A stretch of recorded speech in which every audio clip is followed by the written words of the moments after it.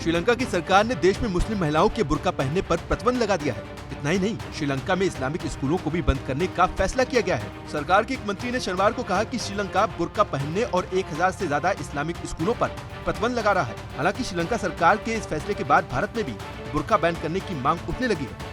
अखिल भारतीय हिंदू महासभा के राष्ट्रीय अध्यक्ष स्वामी चक्रपाणी महाराज ने भारत सरकार से गुजारिश की है कि भारत में भी बुर्का बैन किया जाए, ताकि महिलाओं को भी समान अधिकार मिले और कट्टरपंथी विचारधारा रखने वाले लोग इसका नाजायज फायदा न उठा सके। इस प्रकार से आज भारत ही नहीं पूरा विश्व इस्लामिक आतंकवाद से त्राहि त्राहि कर रहा है और पूरे विश्व में इस्लामिक आतंकवाद के द्वारा प्रभावित हो रहा है। निश्चित रूप से उसी कड़ी में अनेक देशों में प्रतिबंध लगाए जा रहे हैं और जिसमें फ्रांस है, अब श्रीलंका में भी मुस्लिम बहनों के जो बुर्का पहनाए जाते हैं उस पर प्रतिबंध लगाया गया। निश्चित रूप से बहुत ही सराहनीय है।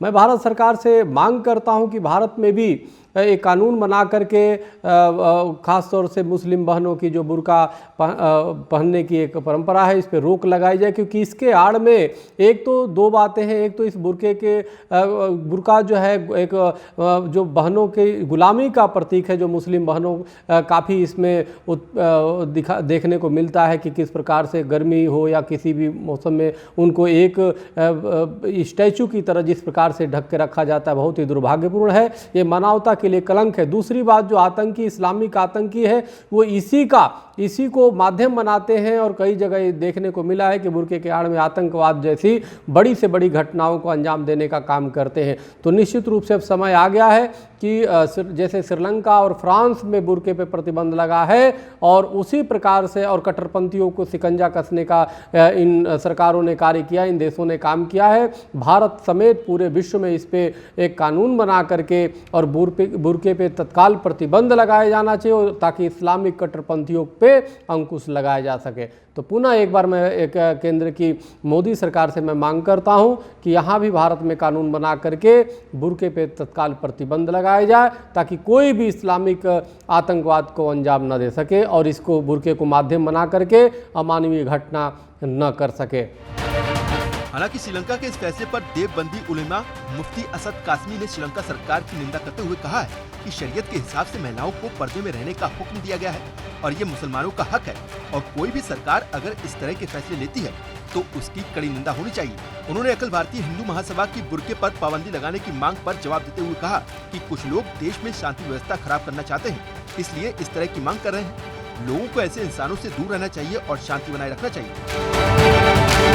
देखिए, श्रीलंका के अंदर जिस तरीके से बुर्के के ऊपर बैन लगाया गया है उसकी जितनी भी निंदा की जाए, जितनी भी मसम्मत की जाए वो कम है, क्योंकि ये हमारा इस्लामी हक है, ये हमारा शरीयत का हक है और शरीयत के अंदर जो है मुस्लिम औरतों को पर्दे का हुक्म दिया गया है। और जिस तरीके से पर्दे के ऊपर पाबंदी लगाई जा रही है गोया कि ये समझिए कि हमारे शरीयत के ऊपर हमला किया जा रहा है। उसको देखते हुए जैसा कि मुझे मालूम हुआ कि हिंदुस्तान के अंदर भी कुछ हिंदू संगठनों ने ये मांग की है कि जिस तरीके से श्रीलंका के अंदर बुर्का बैन किया गया है हिंदुस्तान के अंदर भी किया जाए। तो इसके बारे में मैं यही कहूँगा कि कुछ फिरका परस्त लोग होते हैं जो मुल्क के अमन व अमान को बर्बाद करने की हर मुमकिन कोशिश करते हैं। वो कोई भी ऐसा मौका अपने हाथ से नहीं जाने देते जिससे मुल्क का अमन व अमान बर्बाद ना हो जाए।